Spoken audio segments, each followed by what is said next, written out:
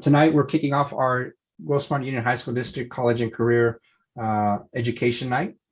This is going to be the first of a couple of different webinar series we're going to have throughout the year. At the end of the presentation, we'll be sending out and sharing with you a save the date for the future webinars and other topics. Tonight, we're going to learn about in-demand careers here within our East County and San Diego region, as well as high school and college programs where our students can continue their education. You'll have the opportunity to hear from some industry experts and ask questions about their academic path, their qualifications, and some of their job duties. This is an event in which we've partnered with the San Diego and Imperial Counties Community College, as well as the San Diego East County Economic Development Council. We value these strong relationships with our community partners. Without them, we really couldn't have the success we have in our CTE, Career Technical Education pathways and classes. I'm really grateful for the time. We appreciate you guys spending this evening with us. And next, I will like to introduce our Director of College and Career Readiness, Ms. Eileen Bagrizzo.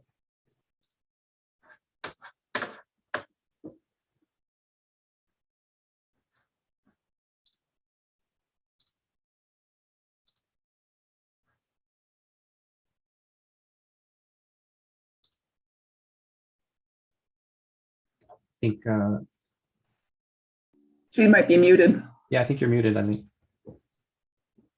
Okay, is that better? Yeah. Yes. Okay, so it's my pleasure to share with you information regarding the Grossmont Union High School District Career Technical Education Pathways. The Grossmont Union High School District has 3 core values. We are caring, innovative, and collaborative. All of these values are represented in our pathway programs throughout the Grossmont family of schools. Next slide.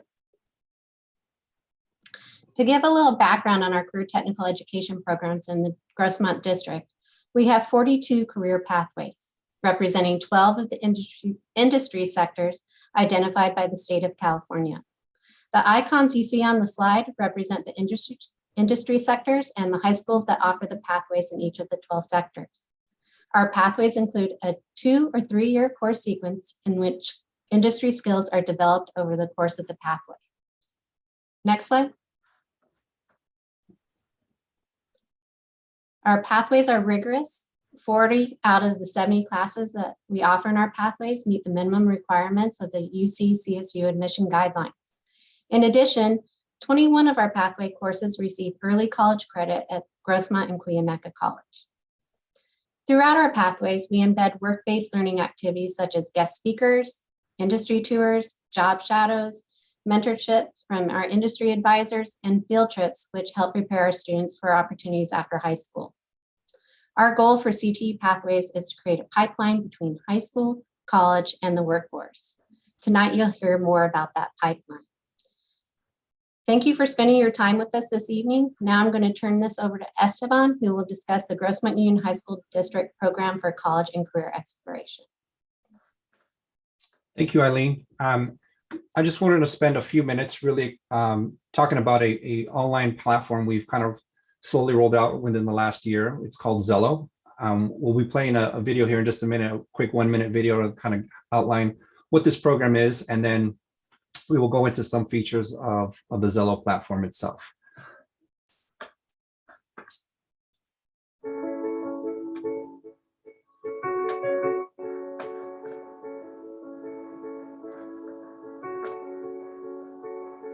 An engaged student is a successful student. It's as simple as that.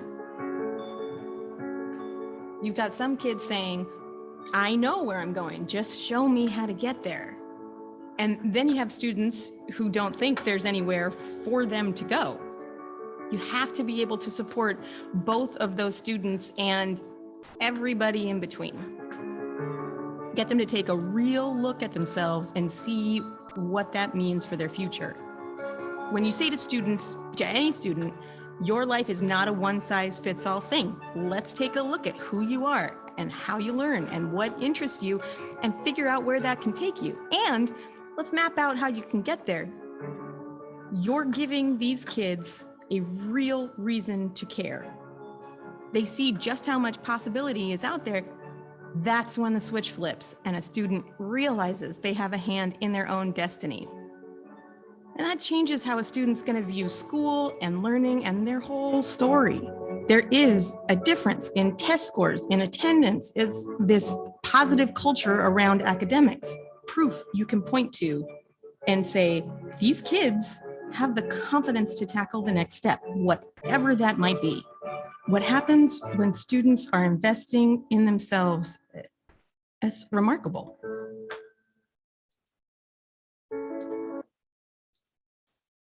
Oops. So what I'm going to do is, that's a quick, a very quick introduction. What Zello is. Really, it's a platform which allows students. We used to have a platform called Career Cruising, which is morphed into what is now what we call Zello. And what it is students go in, and I'll go in just a minute and show you all, and they'll do what's called an interest finder. From that, what they'll do is it'll take them to their landing page. From here, can you guys all see? Yes. This is when a student logs in. This is what the landing page will be. We've done some outreach with our students last year. And so most of our students at this point, if you mention to them Zello, it should ring a bell to them. If not, it's something that our counselors are doing some work, and our CTE teachers will be doing some work in really onboarding the students. All students have accounts. It is linked to their Google Chromebook account. And once they log in, they will have this landing page where they will do what's called Matchmaker. The Matchmaker is really the catalyst to a lot of the tools within Zello. That's where the students go in there and take an inventory test and find careers that fit their personality. There's a short version and a much longer version. The shorter version is where students would start. The more accurate or closely they can answer these questions, the closer it'll refine their career searches or their career interests. Once they've completed their Matchmaker, then they'll get a list of careers that they find of interest. They can also go in and explore careers on their own. And some of the careers will explain to them, hey, this is a good match for you. As the students click on those careers, it'll give them a lot more information about labor market information, where they can find the education to pursue that career. And like I mentioned earlier, they can actually search by different filters to find various careers. On the education piece, if I jump back here, on the schools portion, this is where they can explore colleges and what kind of programs each college offers, and where obviously those colleges are located, the cost of those colleges. This is one area that they can go in and see, hey, I'm interested in becoming a nurse or a cybersecurity expert. Once they identify some of those careers within that career cluster, it'll show them the colleges which offer those programs, and you can also filter out by state. There is also something that's going to be coming out shortly, and I'll go ahead and pass it to Ms. Tracy Wilson, our Director of College and Career Readiness, who's overseeing a lot of the work we're doing with our counselors regarding the rollout of Zello. Thank you so much. Yeah, we're super excited about Zello, and counselors will be coming out to classrooms. It looks different at every school site of how they're doing that, but they're going to do some lessons in the classrooms to get your students logged in and get going with Zello. But they don't have to wait for those counseling presentations to log in. They can do it through their Google account and start exploring colleges and careers now. They can also add to their storyboards and save information for future resumes. But as Esteban was alluding to, we also have some very hot off the press, exciting news. And that is that you as a parent or guardian, probably in the next couple of weeks or so, will be getting an email that will give you a bird's eye view into your student's account. You will not be able to change anything, but you will be able to view what they have been researching and looking at and kind of the things they've been saving. So we're super excited about it. We really believe in this product and the tool, and many of our teachers are using it in their classrooms as well. So look for that email in the next couple of weeks and help your student start exploring in Zello. Yeah, and some of the questions that came across the Q&A is, you don't have to be a CTE student to access Zello. Every student in the district can access it. We as a College and Career Readiness Department are just going to do some targeted work within our CTE pathways this year, simply because career exploration is a big part of each of our pathways curriculum. A great question also, once a student does a Matchmaker, they can go back and retake the Matchmaker. However, it'll without getting too technical, it almost starts them from scratch. They can review their responses and change them there instead of going back and redoing the whole assessment. But these are all pieces that we will, do some outreach to explain for them as we roll out this tool. But as of right now, they can go in there and start some of those matchmakers, and then really kind of start to explore the careers.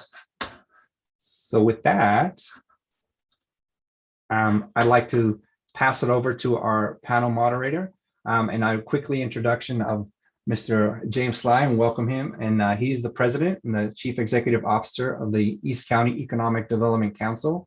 I want to thank James personally for moderating our panel. As you'll see, he's a great moderator for this evening. We have prepared some questions for the panelists to answer in a bit, and each panelist will be able to will give a background of themselves. Attendees, please submit your questions in the Q&A window. And as the evening goes by, we'll kind of address and ask some of those questions to our panelists. So let's go ahead and give a warm welcome to Mr. James Sly. Thank you, Esteban. Can you guys see me and hear me okay?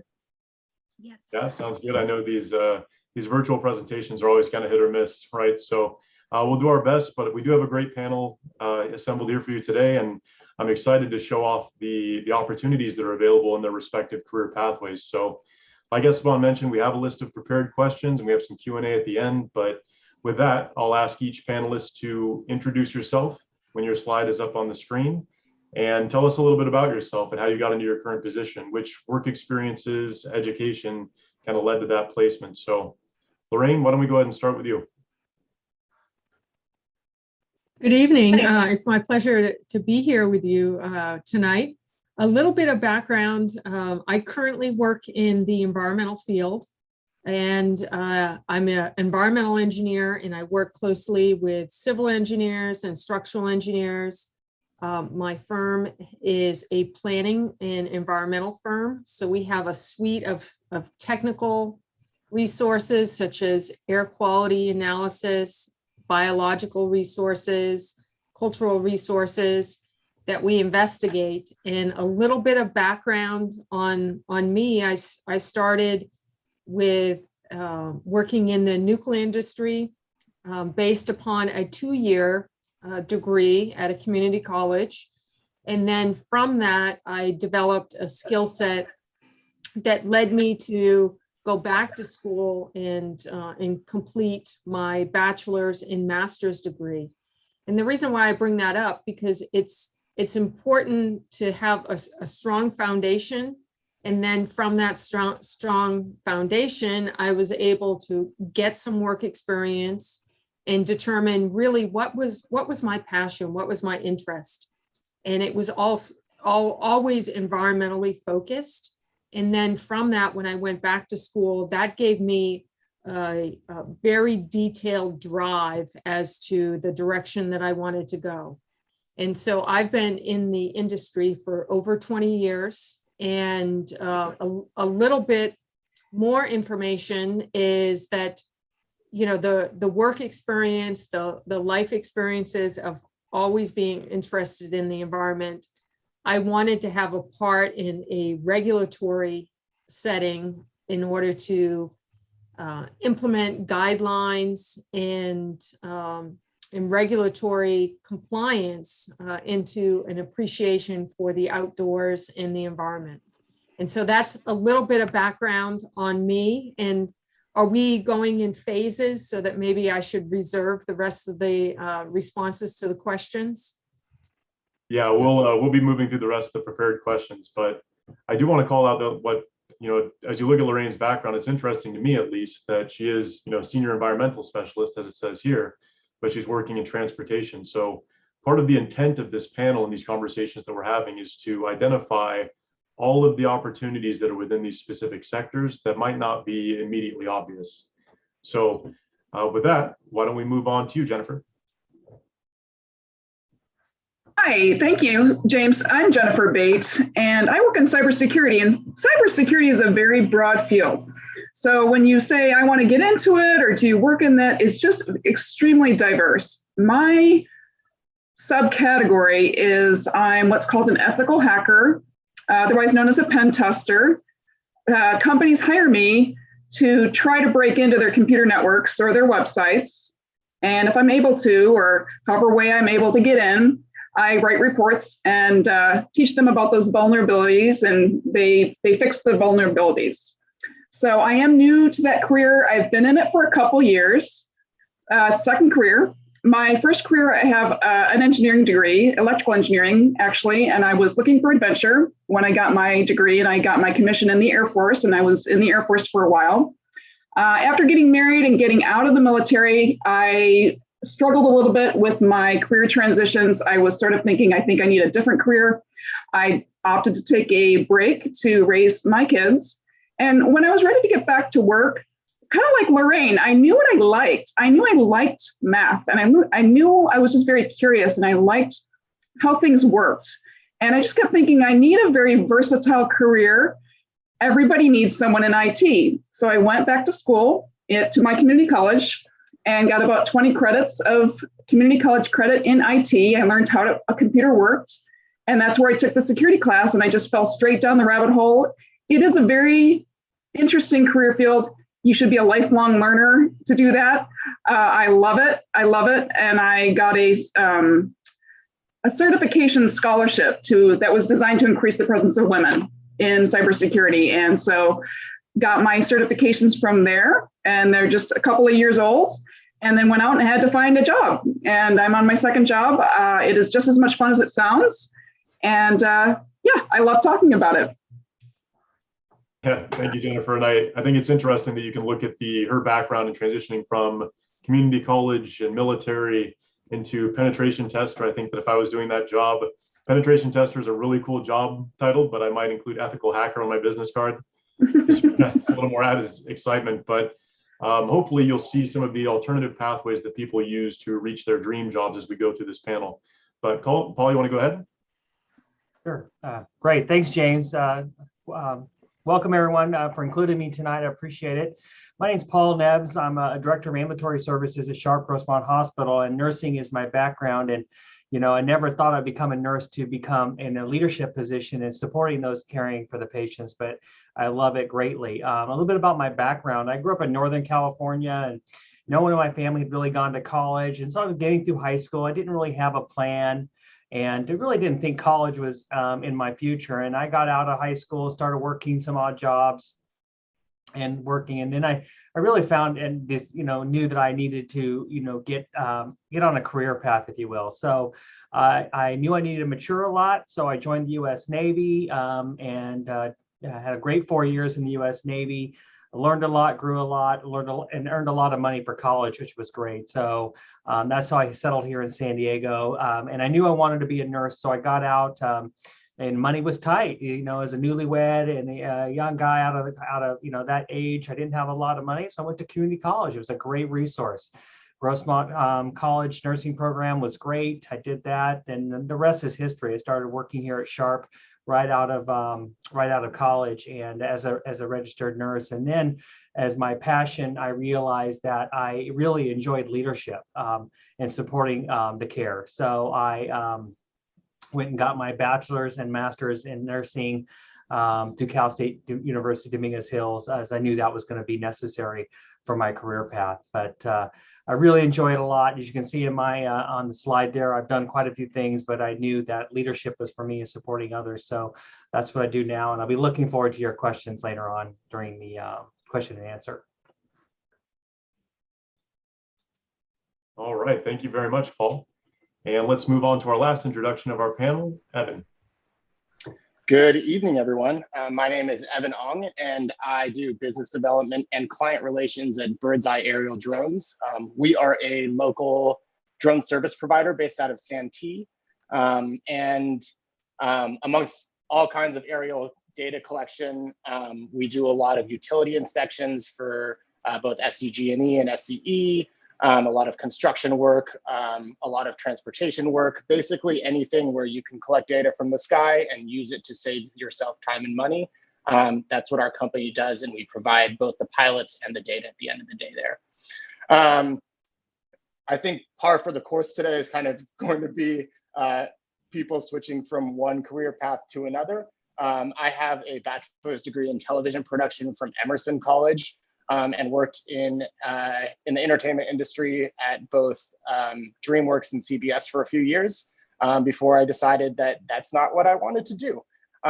So I took a step back and took a look at my options and decided that I wanted to work for, I didn't really care about what I was doing. Of course I did, it had to be good work, but what I really wanted to do was work for a company that was making the world a better place, and that was using technology to do so. So I worked for Tesla for 4.5 years, selling and delivering electric cars. That was an amazing experience. And then that brought me to Bird's Eye Aerial Drones, which is another amazing company. And we're just starting out and just reaching really the capabilities that this technology has.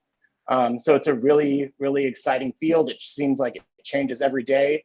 I'm constantly learning, and I guess you can tell your kids that if that's the attitude they go into life with, ready to learn, and with the positive attitude and treating people with respect, they're really the sky's the limit for what you can do with those skills. So I'm happy to be here and answer any questions that you have. Thanks, Evan. Yeah, and I think that to your point, one of the themes of tonight's presentations is that for many of us, there's not just one stop on that career pathway, right? You'll hear from our speakers tonight, and you have heard already that many of them have made multiple career changes as they've moved through their professional evolution. So, as promised, we have assembled a great panel for you. We have an environmental engineer who works in transportation. We have a penetration tester in cybersecurity, right? We have an expert in healthcare. We have a UAV company and experts. So I think that you'll get a very diverse perspective tonight as we listen to their experiences. And I want to thank the panelists for their introductions. So now we can move into the prepared questions. And why don't we start with our resident ethical hacker, Jennifer. What basic education, skills, certifications, or soft skills does a person need to start a career in your industry? Such a broad field. I work with guys who don't have a degree. I work with people who do. I would say if I could design a path for you straight out of high school, I would say go get your computer science degree. Some people that doesn't sound like fun to them.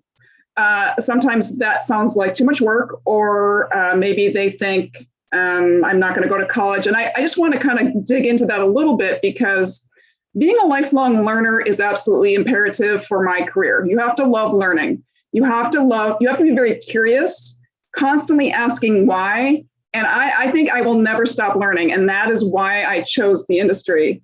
So whatever that looks like to you, sometimes people don't want to go to college because they really don't like classrooms. So that's different from not liking to learn. Like, you can be a hands-on learner, right? And we love people like that. My industry actually loves people like that over people with a degree and no experience.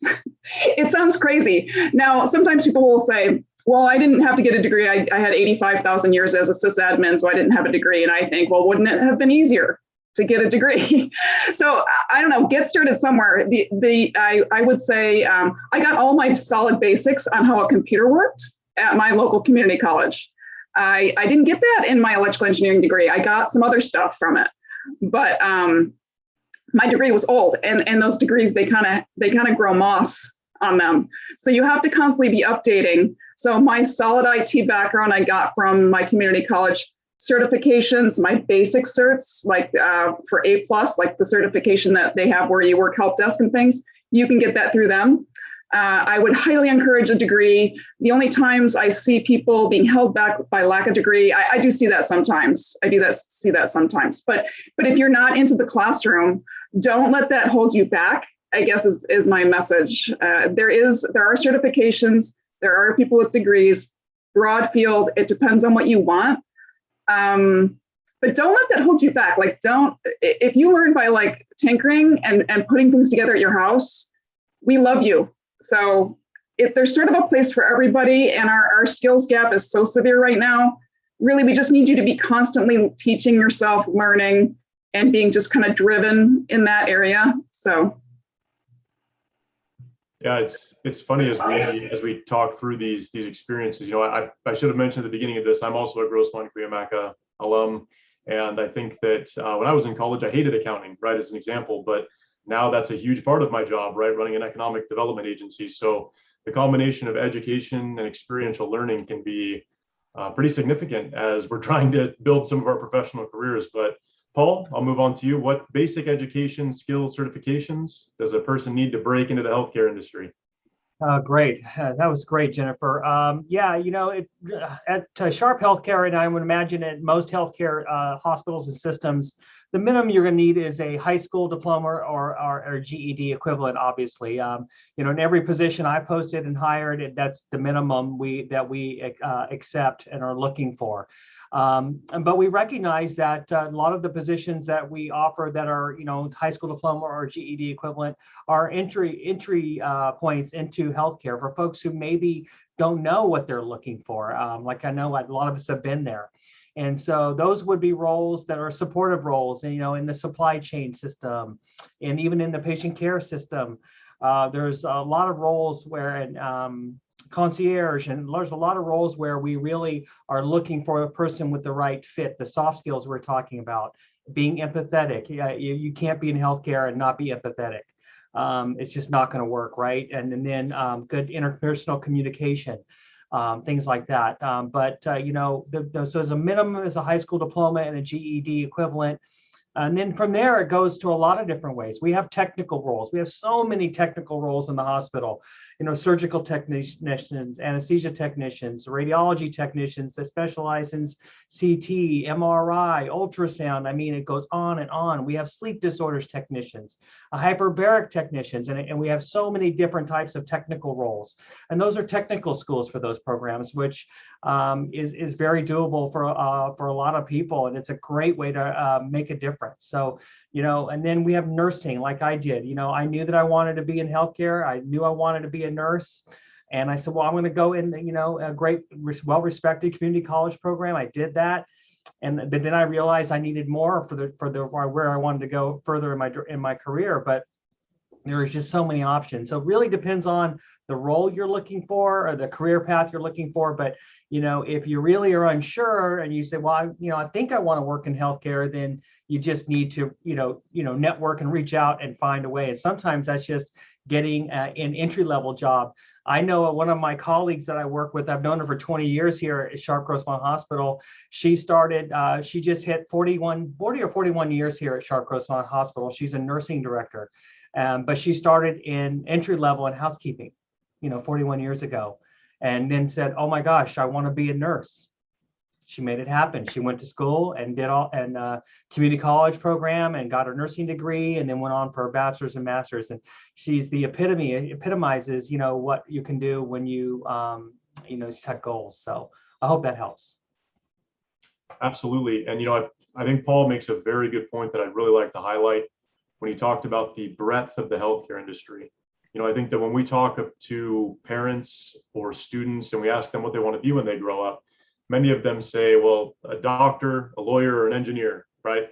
Those are the responses that kind of come to everyone's tongue. But I think that to Paul's point, when you look at an employer like Sharp or any of our major hospitals, they employ several thousand different types of jobs. They have human resources, they have accounting, they have construction and facilities. They also have all of the healthcare practitioners. So, again, I hope that one of the takeaways from tonight's panel is that there are entire ecosystems that exist within these industries that you might not be aware of that we're trying to help you explore. So, Evan, do you want to go ahead and go? Sure, yeah. For most of our positions, we require a GED or high school diploma as a minimum. That being said, anything past that, really, we count life experience as, as part of an educational structure. We count military experience. We pride ourselves on hiring a lot of veterans. So really after that, there are some leadership positions that, if it's, your first or second job, we would require probably a bachelor's degree for something leadership wise. But for entry level positions across the board at our company, we don't require any additional education other than a high school diploma or a GED. What we do require, of course, is that, that you present yourself professionally and that you're mature enough to show up to work every day and have those intangibles that really even that I didn't learn in school. And I would say that 99% of the things I do as on a daily basis for work aren't things that I learned in school of any kind. You know, these are things that I learned interacting with colleagues, interacting with people. So really learn how, if you are constantly learning in education, like certain degrees aren't required in our field, they certainly help, but they aren't required to start. Like I started as a visual observer, and you could do that at our company with any kind of degree.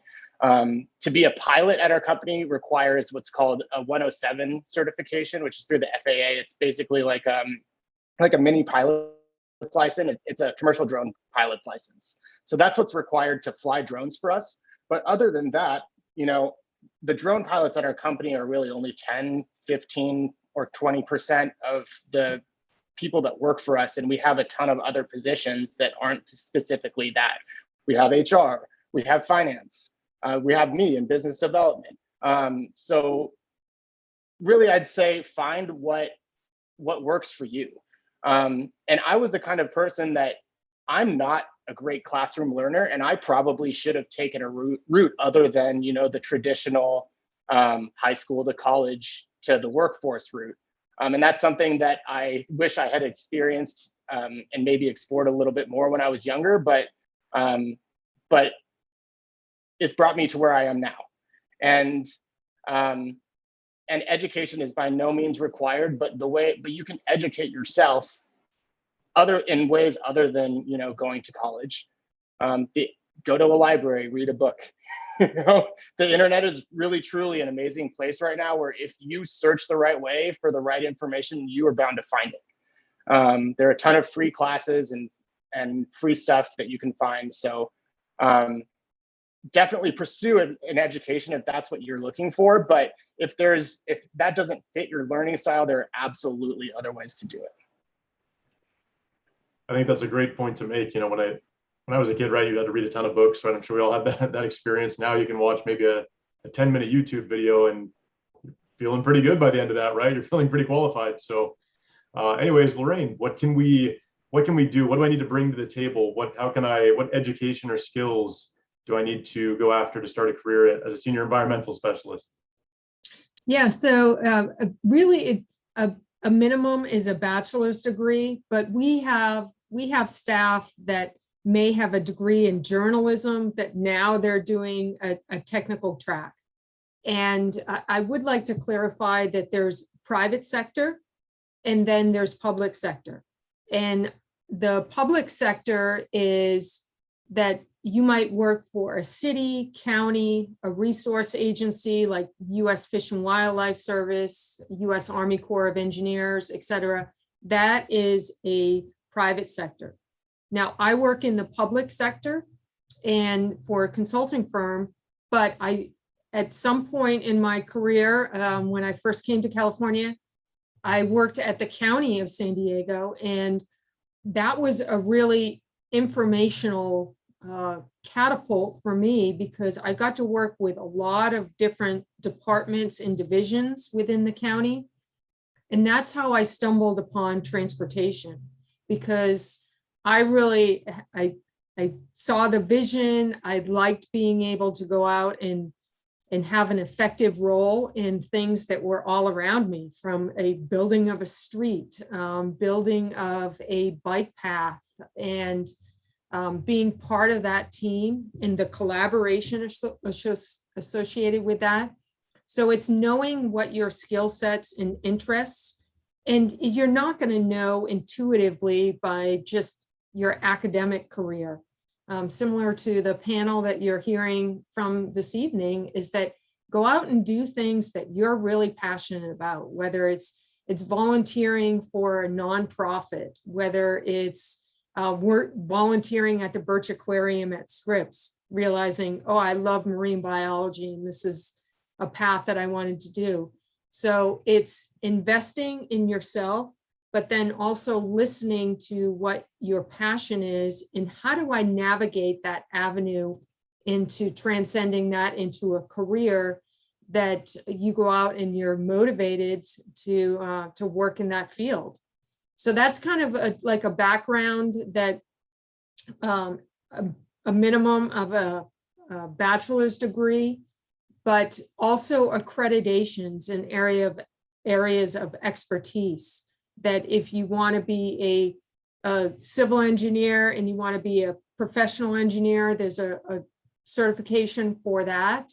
And for a planning degree, there's also a association of planning that you can get certifications from them as well. And so it's layering and continuing to build on your career.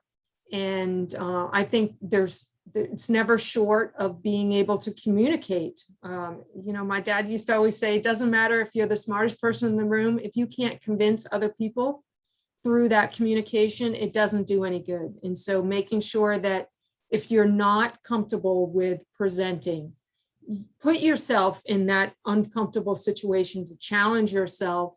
And you don't have to be perfect, but if you're getting a little bit closer to that comfort level and being able to represent yourself and being successful through that communication, I think that's always going to be a really strong asset in your career.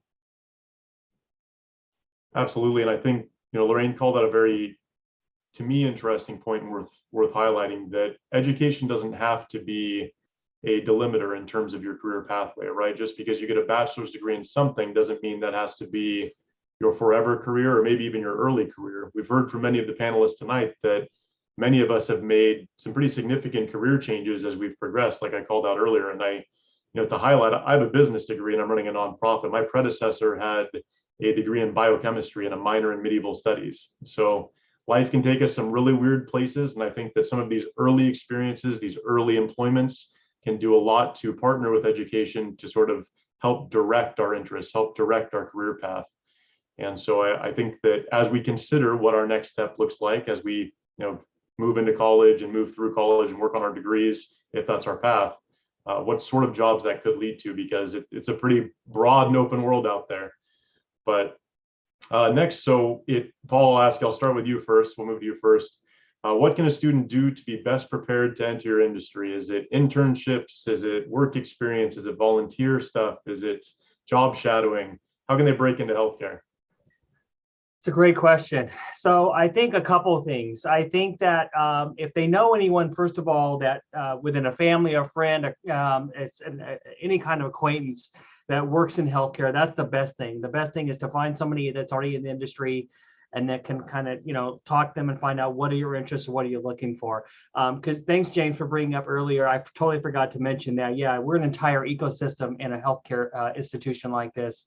Engineers, landscapers, chefs, lawyers, we have it all, right? And so if you want to have a career that's making a difference, that you feel like is making a difference by helping people get well, you don't have to be a clinician. So it really depends on, what someone's looking for. If someone knows they want to be a nurse and how do I get into it? They need to network until they find a nurse. If they're a high school student, they could go to try to find their school nurse and say, who do you know? What do you know? Do you know anyone that's currently can help me get in?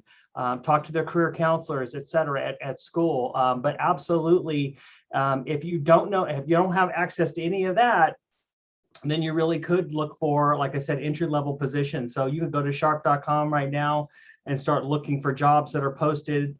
And there's a lot of ways to search for those jobs, and you can look for things to find out and see what interests you. And that's what some folks do that don't have a good direction about what they want to do. But networking is probably one of the better ways. You don't need to be, in a career for 20 years to network, right? You can start networking and should start networking now at any age to get to where you need to be. Volunteerism is really a big. We've had a lot of volunteers, especially junior volunteers, high school age kids that have volunteered and gone on to careers in healthcare, and some haven't, but they made the most out of their volunteer time with us. So we've had that. But mostly it's about reaching out and find someone who can kind of direct you specifically. If someone, were to come to me and say, I'm looking for a career in respiratory therapy, great. I know exactly how to do that. I can, let them know. So Google's always a good spot. There's always, just get online. There's the information age, right? You can get online and find out and generally find some good information to help you. But if you know anybody that works in healthcare and has, into a healthcare organization, that's the best way. That's the best way, is to really find out from someone who's been there and done it. So it sounds like step one, informational interviews, track down your neighbor, your uncle, your cousin, right? Someone who works in the industry who might be able to feed you some tidbits about what life is like, right? Working in that job or working in that ecosystem. Yeah, absolutely, James. Sharp Healthcare, I know, monitors social media, and we have our sharp.com page. There's a lot of ways to reach out. You don't have to even know somebody. You could just probably say, I'm a so-and-so and I'm interested in a career in healthcare, and these are some of the things. Do you have anyone at Sharp that's been willing to share some information? I bet that would work as well. So there's a lot of ways, more than one way now, to get LinkedIn and start networking. So yeah, thank you for that, James. Yeah, and I think that, I assume the panelists will agree, but I think that, I've been consistently surprised throughout my career around the availability of mentors, people who are experts in their field or successful in their field, who are willing to share that expertise, even with someone who's currently in college or just exiting high school or just starting their career. I know that for myself, I personally have benefited a ton from a lot of professional mentors, people that were significantly farther up the food chain than I was, were willing to share their time and expertise. And in my experience, to share with the parents and the students on this presentation, feel free to reach out to some of these experts. Many of them will be excited to talk to you, excited to help cultivate that next generation of their potential workforce. So, Evan, what about you? How do I best prepare myself to break into the unmanned aerial vehicle space? Do I get an internship? Do I follow you along as you're piloting them around, or? We definitely offer internships. We're still working out what we're going to offer for next year. But really the best way to get into any industry that I've found, and that comes in particular to the drone industry since it's such a small one at the moment, is to expand your network as much as humanly possible. People tend to hire other people that they know and trust. A lot of the people that I've hired for my company are people that have been referrals from people that already work for me. And those have always been the people that have ended up being the best employees for the most part, or people that I knew I could trust from the beginning. But I would say that LinkedIn is probably your best friend. I use LinkedIn on a daily basis. It's really an amazing tool. Even if you reach out to someone and they never get back to you, so what? If I would encourage your students to not be afraid to send a LinkedIn message to someone that they think could offer them guidance on their career at any point. Don't be afraid to send LinkedIn messages.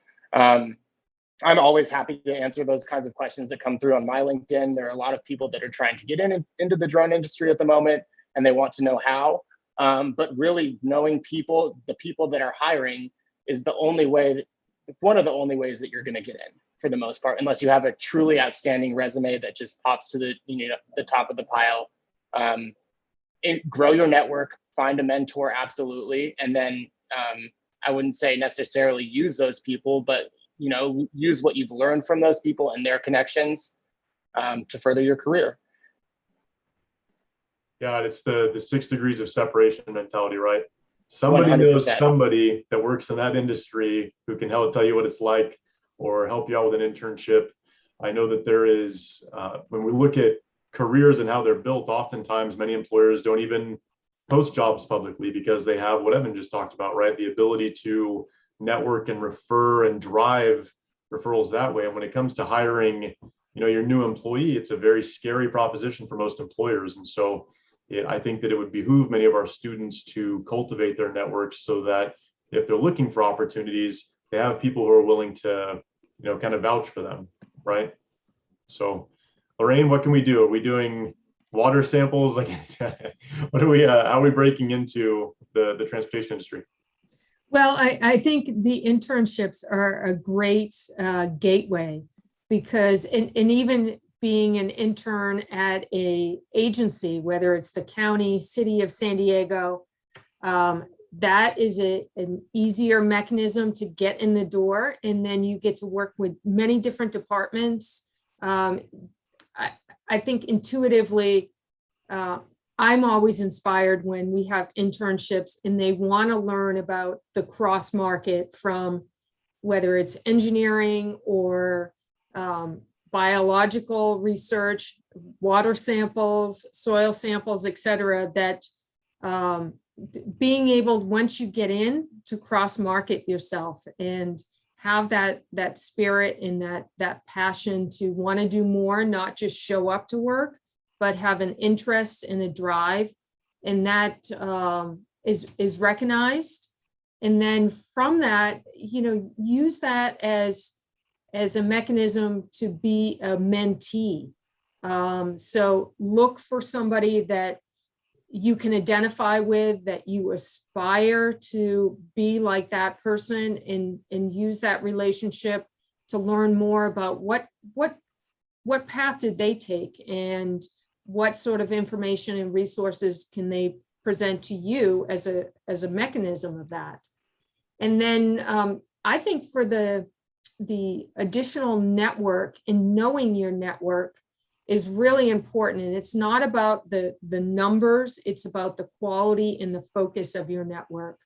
Because if you have, just arbitrarily saying you have 100 people that you're connected with on LinkedIn, if you are connecting and have a point of reference with 50 of those people, that's going to be a lot more effective than it is to have the mass number of connections. And mining those connections and using those resources to get you to that next point in your career, whether it's getting a job, whether it's getting insight, getting an introduction to an agency or a representative, that's really important in using your leverage in that relationship because of that network. Yeah, that's great. Again, you're hearing over and over again the importance and value of these networks and the ability to have mentors and experts and reliable contacts that you can reach out to if you're interested in breaking into an industry. So Jennifer, if I'm interested in becoming a pen tester and staying on the right side of the law, do I call Deloitte and ask for an internship? Should I seek around for an informational interview? How do I get into it? What can I do to be prepared?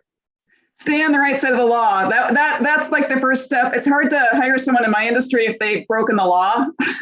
Thank you for reminding me of that. Like, having a record is gonna hurt you. People have to trust you with a lot of really sensitive information. Really, I really was gonna say that. You have to, don't break the law. So besides those foundational classes we talked about, and Evan mentioned there's so many online classes. I mean, there's so many, there's almost too many. For an industry that really needs people so desperately, and it's getting worse, I would say, even since I started, it's weird. It's hard to get that entry-level job. So you'd think it'd be wide open gates, but they're just so overwhelmed. They sort of need you already to know what's going on. So besides those basic courseworks, you need to do your best to develop hands-on experience before, as soon as possible. So how are you supposed to do that? How are you supposed to do that if maybe you don't have time for an internship, or there was 5,000 people applied for that internship as a junior pen tester or whatever? Get that hands-on experience on your own. So how do you do that? I would say do as much as you can at your house. So there's so many classes about how to take an old laptop and install Linux on it. Linux is an operating system. It's free. It's free. Get an old laptop, figure out how to install Linux on it. You would learn so much that way. I wish I'd done that. There's something called a Raspberry Pi, like your next Christmas gift. Ask for a Raspberry Pi. Your grandma buy you a Raspberry Pi, $100. You can make a little hacking thing or network monitoring thing. It's going to take you forever. But that's how you learn. There's also this really great thing called a capture the flag. Everybody has all these capture the flags. They're contests, they're accelerated learning. If your community college does not participate in a group capture the flag, you start a group. You start a security club where you guys participate in a capture the flag together. You're going to learn so much from each other, because some of you know web, some of you know programming, and you're going to learn so much from each other. It's so fun. That's how I learned. I put it on my resume. I learned so much. So that is what I would do. Besides the networking that everybody else already said, I network myself to pieces, and it doesn't always look like networking. Sometimes it just looks like your piano teacher has a husband who knows somebody. That's networking, right? So yeah, it saves the hiring manager so much time if they know you or they know somebody who knows you, because they get a stack of resumes like that. And it just would be nice. They're like, oh, I know that kid, or I know that person, or I know their brother, or whatever. It doesn't have to be a best friend. It really just, I had multiple offers for my first role, and they were all through people that I knew. Yeah, I mean, we've heard it over and over again that the network is sort of how you can break into a lot of these industries. And I think, to Jennifer's point, a Raspberry Pi is like $100, right? If you wanted to get started in these, there are very cheap, affordable alternatives or opportunities to educate ourselves, right? College is one of the many excellent opportunities, one of the many excellent pathways, but there are a lot of different supplemental ways that we can teach ourselves some of the skills that our panelists are talking about. So our next question is sort of near and dear to my heart, and we talked a little bit about it earlier. Evan, we'll start with you. What are some jobs within your industry that most people might not know about? Ooh, that's a good question. I used to manage, as of 6 months ago or so now, I manage our data team. That's a job that not many people know about. There's, of course, flying drones out in the field is really cool and looks cool, but it takes a whole support system in order for that to happen.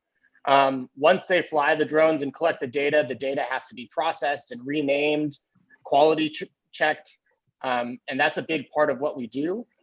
So we have quite a few people that work on the data side, but other than that, we also have like service technicians, people who take care of the drones. We have HR and a couple people that work in HR. We have a director of flight operations. We have a guy that has to literally sit there and plan every single one of our flights and make sure that they're all cleared with the FAA. And that's not something that he went to school for by any means. That's something that he learned himself and proved that he could do it to us. And now is one of the most essential pieces of our company, because it's a skill that they don't teach in school. So those are a few of the jobs that you might not see from the outside looking in, because you'll mostly just see, our guys out in trucks flying drones in the field. But for every time you see an employee out in the field, there are usually 2 or 3 people back in the office that need to support that work that's being done. And that's just as important as the cool, flashy jobs. And sometimes that will fit your personality more. If I'm the kind of person that needs to move around, so I was out in the field at first with Bird's Eye, and that was great, moving around and being out in the field, and then coming in doing business development, I kind of had to switch gears and I work from home, but I made it so that I go into the office in Santee 2 days a week, because I constantly need to be moving around, and I can't just sit at my house by myself for 5 days a week. I'll lose my mind. So those are a few of the jobs that you might not see from the outside, but very, very crucial to what goes on at any organization. And that, I'm sure that can be said for any of these other panelists. Like, every company has HR, every company has financial support and business planners. There are so many things that you don't necessarily see from the outside that are really, really necessary to make a company run. So I'd say find your niche, find what you like, and then just find a company and people that you enjoy working for, that lead by example. Excellent. Yeah, and I'm assuming that the rest of the panel will probably echo those sentiments, that there are a lot of these hidden jobs sort of isolated or kind of under the veneer of each one of these industries. But we're coming up on close to the end of these prepared questions. But Lorraine, what are some jobs within your industry that people might not know about? Well, maybe I'd like to take a step back and say, if you're a technical person that wants to be in the trenches and crunch the numbers and do the data processing, there's a track for you. If you are somebody that really engages with the public and likes to do business development and marketing, there's also an avenue with you. or avenue for you, that you don't necessarily have to have all those skill sets, and knowing that you're comfortable talking with other people, or knowing that you're not, is equally as important. And probably a development of our industry is the marketing, the people that are putting together the proposals, that are in the trenches, that are getting the data and information and the intel that leverages the information for the proposals that we submit to win projects. And those are kind of like the unsaid heroes, in that they work really hard in putting that together.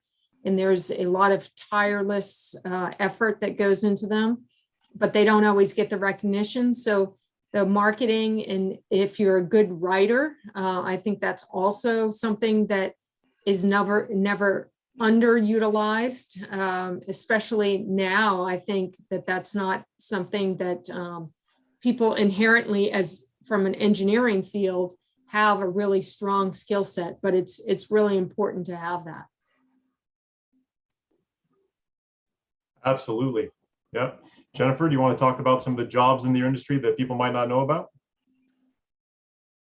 Yeah, if I wasn't pen testing, I would be a threat hunter. Threat hunters are on the defensive side, and they go to work and they look at all the massive amounts of data coming into a company's network, picture like the Matrix with stuff, and they go in and they try and see if they're being hacked. Because 80% of the time, a company in the process of being hacked or has been hacked don't notice themselves.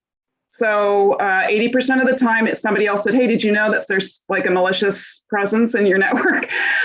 So it's a lot of data. It's a lot of number crunching. There's tools and things, but you sort of have to be a detective. Also, like Lorraine, we need people that can explain stuff. I spend a lot of my job, I get to hack, I get paid for reports, and I have to explain really technical concepts to a wide variety of audiences. So I am kind of a creative writer. So like my favorite ways is to find a metaphor that explains a really technical topic. And I say, yeah, it's like Disneyland. It's like the person had a ticket to the front door, but they didn't have a ticket to the ride. And so we spoofed that ticket. I mean, it's how I explain things. So if you're good at explaining stuff and you're kind of creative and you like the idea of hacking, but you maybe don't want to be a programmer, or you don't, like, I don't do a ton of programming, but there really is so many different weird little subsets and stuff that hasn't even been invented yet. It changes, like machine learning and artificial intelligence is just heading into the network too. So those, they weren't even talking about those when I got my certifications. So yeah, very broad skill set. Diversity is valued. The different thinkers, the visual thinkers, the weird thinkers are coming into their own in my industry. It's a little bit of the school of figure it out, right? Yeah. Evan talked a little bit about it earlier, right? But when you get into these jobs, oftentimes these employers don't know what the right answer is or what the right skill set would have been, and they're just trying to solve the problems they run into in running their business. And this is how you get into these weird career pathways that, maybe I am doing FAA approvals, but, I have a chemistry degree or something, right? I mean, you see these really weird permutations. So, Paul?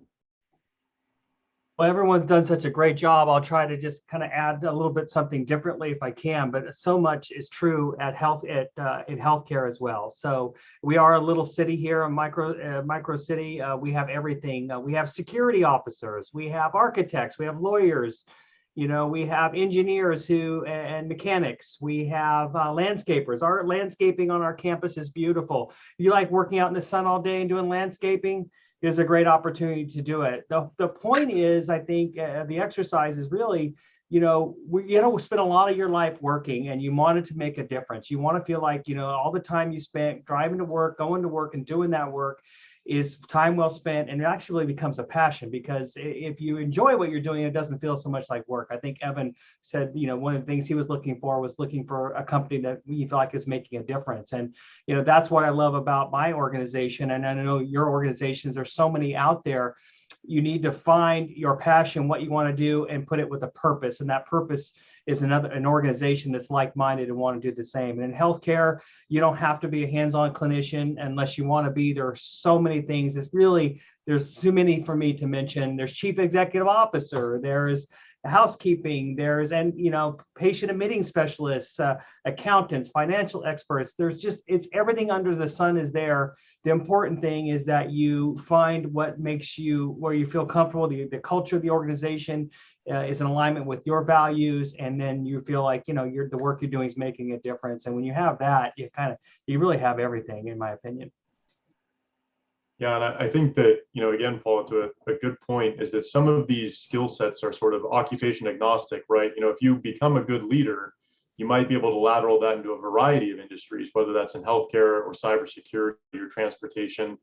If you become really analytical and detail and data oriented, there are a lot of industries that are going to look for those skill sets. And so as we look at, our students' pathways through the college system or the education system, the experience and work-based learning systems, there are a lot of opportunities to develop meaningful, productive skill sets that can be used across a breadth of occupations. So something to think about.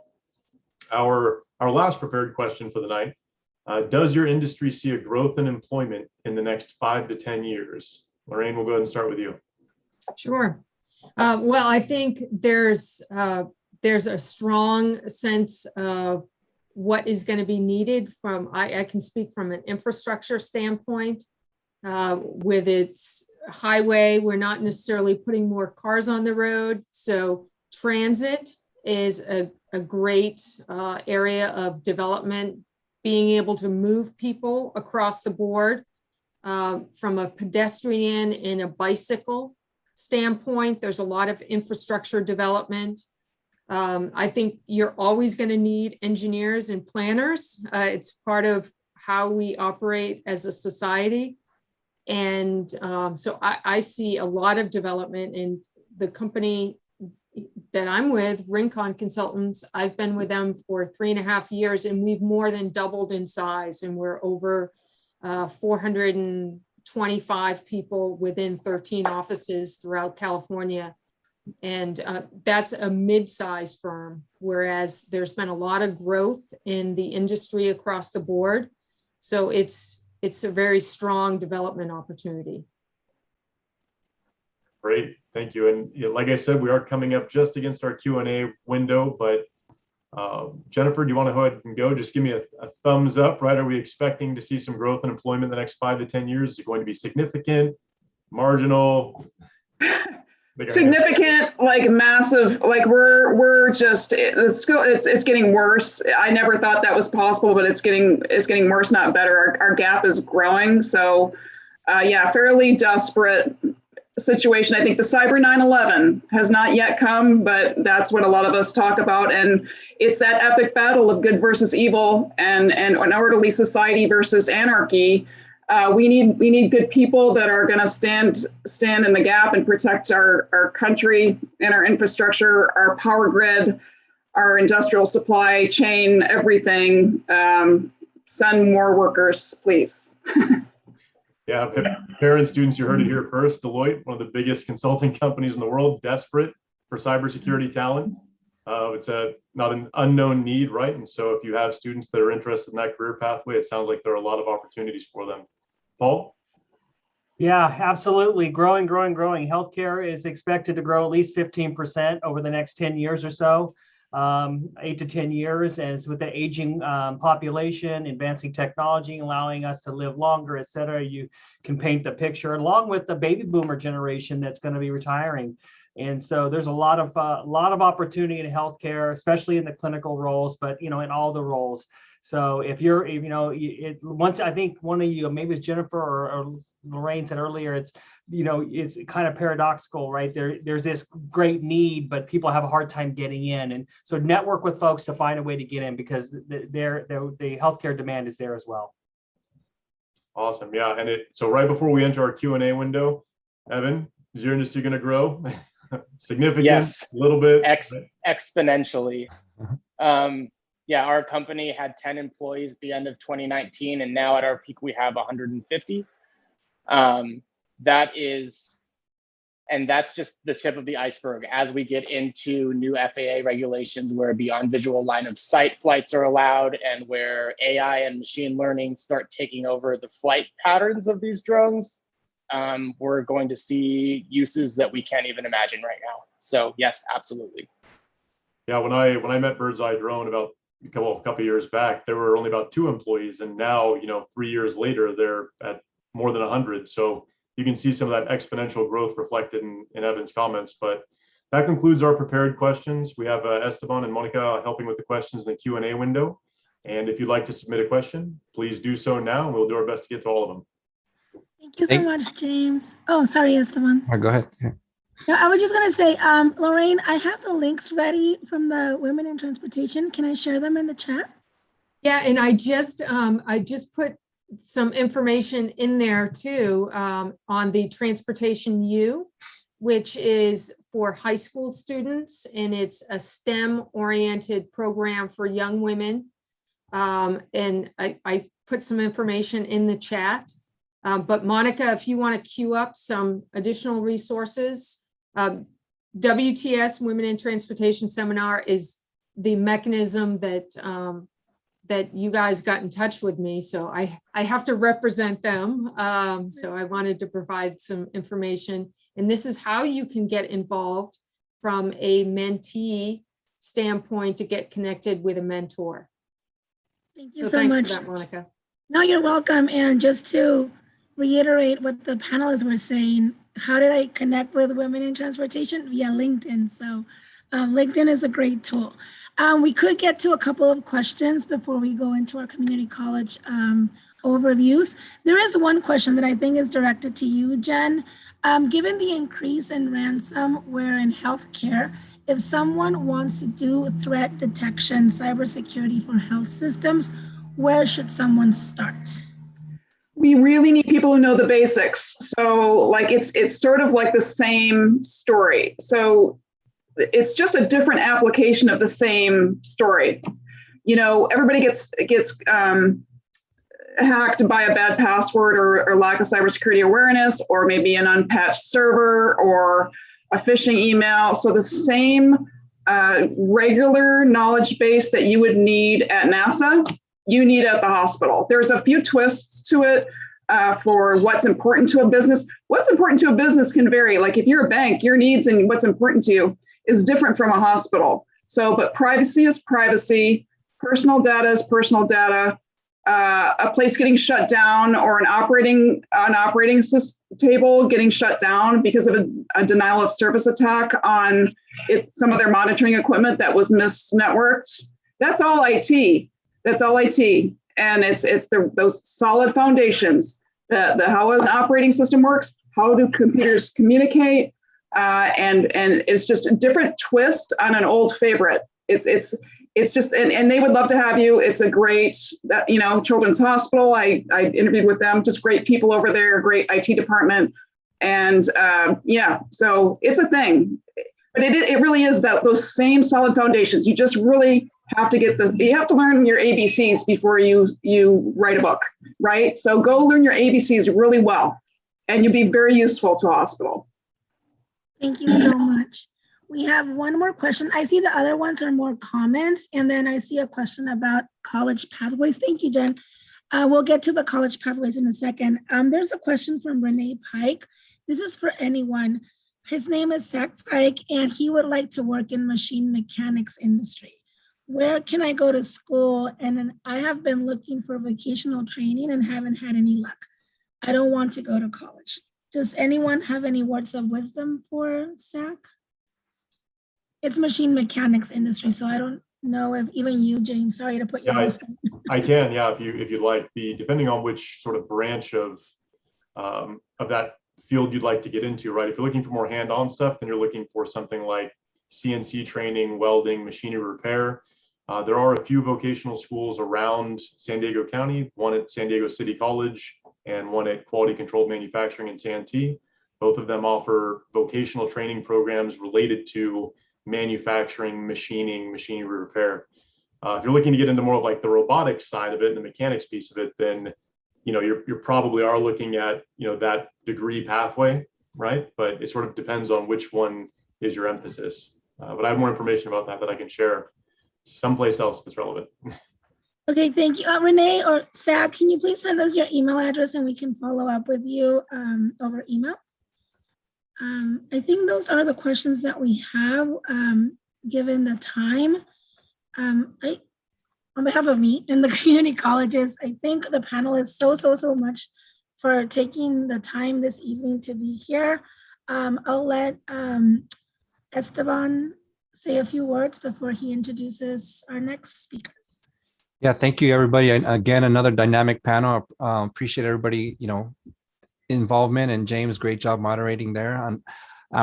If you guys have questions, we'll put some contact information later where you can reach myself or somebody in the College and Career Readiness Department to help, answer some of those questions or looking at some career options after high school. I'm a big advocate myself. I changed career pathways. I was an athletic trainer, did a completely 180 and found myself in a classroom teaching. And here I am. So definitely don't feel like you need to know where you're going to be in the next 20 years right out of high school, or even the next 5 years right out of high school. So just have an open mind and have that desire to learn. With that, I'm going to pass it over to Angela Tilley, who's going to be representing Cuyamaca College and their career education department, and give a brief overview. Hi, everyone. My name is Angela. My pronouns are she or they. I'm the job placement case manager at Cuyamaca College. The majors offered in career education allow for students to earn degrees and certificates in their of interest, high skills that lead to high wage careers. So as I go through this presentation, keep in mind that certificates are a quick way to get marketable skills and good wages, and associate degrees are usually transfer easily to a 4-year program. Also, as I go over each program, you'll see the RIASEC characteristics that align with each program. You may be familiar with this test. It's on ONET, Interest Profiler, and it asks questions to help students discover careers and fields of study that likely satisfy them. And we can talk about that a little bit later if you have questions, but a lot of students are very familiar with RIASEC. So starting with automotive technology, our program is recognized by San Diego Gas and Electric for being at the forefront of the alternative fuels movement. We have full participation by General Motors and Ford. And so listed are all of our certificates and degrees that we have in automotive technology. Moving on to Center for Water Studies, our program provides state-of-the-art training in a real world environment. So we have our field operations skills yard. It allows students to run real-time water operations, which make them more skilled and employable. So I have here listed all of our certificates and degrees in that program. And then we have our business and professional studies, paralegal, and real estate programs. These teach students best practices for small to large businesses, management skills, entrepreneurship skills, and so much more. And one fun fact is that our paralegal program is approved by the American Bar Association, and locally only 4 other programs are approved by the ABA, which is really beneficial to our students. So next we have our CAD and advanced manufacturing, as well as our surveying programs. So our programs are designed to equip students with a specialized skill set for immediate employment in one of our San Diego priority sectors, or to transfer to a 4-year college to further pursue their studies. So I have listed here the certificates and degrees in CAD and surveying. And if we could go to the next slide.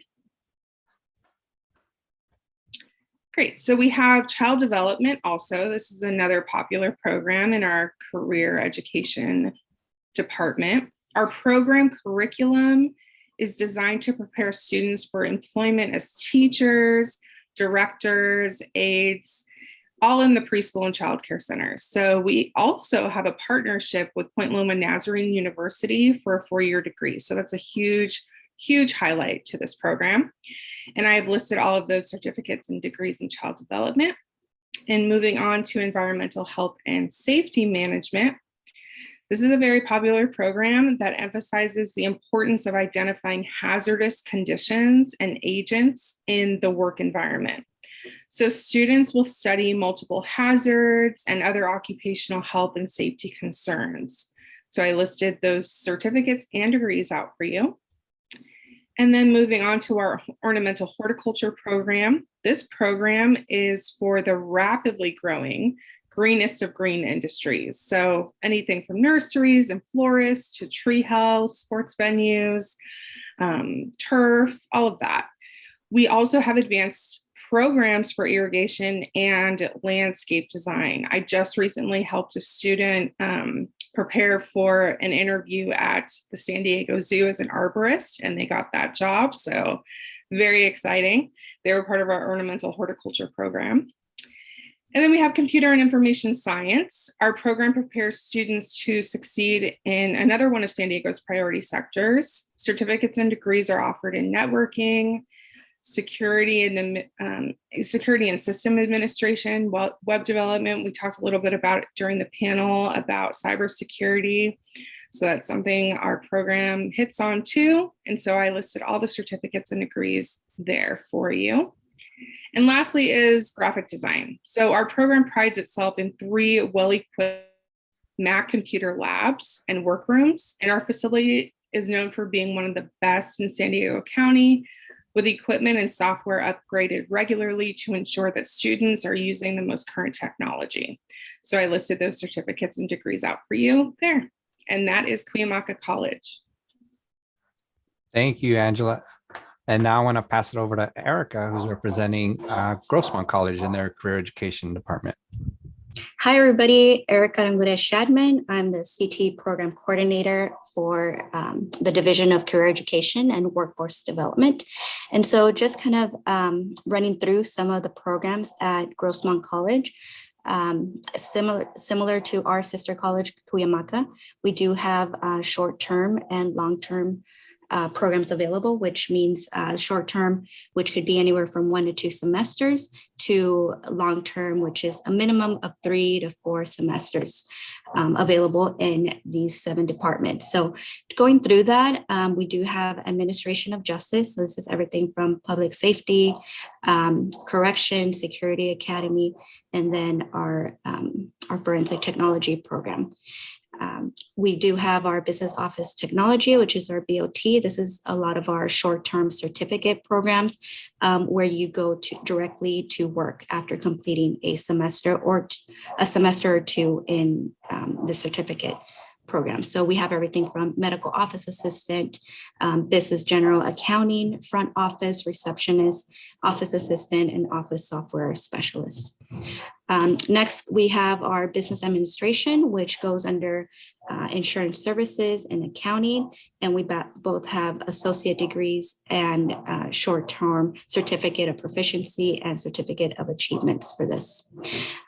Next, we have our child development, education, and family studies, where we have associate teacher positions and child development master teacher certificate programs.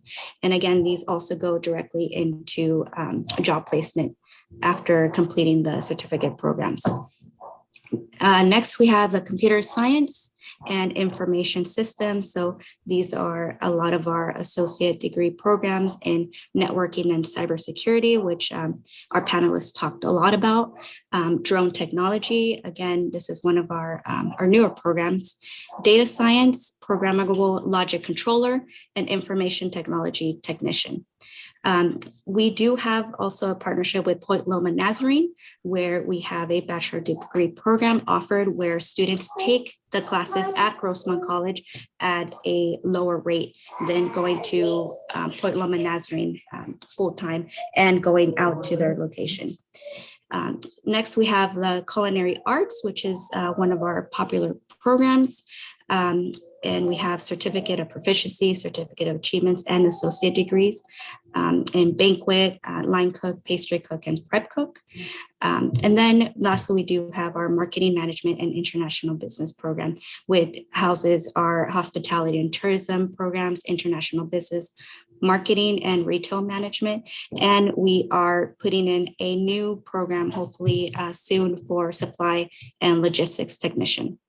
All of these come with the opportunity to access our resources and our services in work-based learning, to be able to listen in to guest speakers in these industries, to be able to obtain paid and non-paid internships, and help with finding a career and job right after finishing the degree. So my email's there, and I welcome anybody to email me if they have any questions and just want to expand and want more information on our services and our programs. Thank you, Erika, so much. And thank you again for everybody's presentations and our panelists as well. We're running kind of close to our end time, so I want to quickly put in our plug for our next series of webinars for the rest of the year. We'll be coming back here in the second semester in February. We'll have a similar panel as today with regards to women in STEM. And these are this will be a panel of women who are in STEM type careers. And that registration, I'll be sending these links. I'll put it in the chat, but we will also be following up with an email once this recording is ready, and also with some of the contact information and this presentation as well, so you guys can look at it and see some of the resources that we presented. In April, we will have a career panel with one of our business partners, Auto Products. They're based out of the North County, but a lot of their staff actually live here in East County, so they're always happy to help out our schools. Look for that link to come out as we get later into or the beginning of the second semester. And then we have an early college credit explained webinar, which will take place later in April as we get closer towards the middle of the second semester. These links for those two webinars are live, so feel free. Like I said, I'll put it in the chat here in just a second and also follow up in the email. Feel free to register for those and look for some more announcements later on in the year. And with that, I thank you guys, and I'll pass it for one quick shout out from our director, Eileen Bagrizzo. Thank you, Esteban. I want to thank James for doing an excellent job moderating, and all of our panelists for donating your time this evening and helping us learn about the different career options. I also want to thank our translators. They've been working away and helping all of our families with this evening. And also want to let you know that Dr. Paul Dautremont, who's the leader of the whole College and Career Readiness Team, has joined us tonight too, and I'd like to thank him for his leadership. Also, Heather Cavazos and Monica Rosas did a lot of the work behind the scenes getting this set up, so we thank them for their partnership as well. Grossmont District is considered a medium-sized district in the San Diego County. However, we have one of the largest career technical education programs in the county, and we're really proud of that.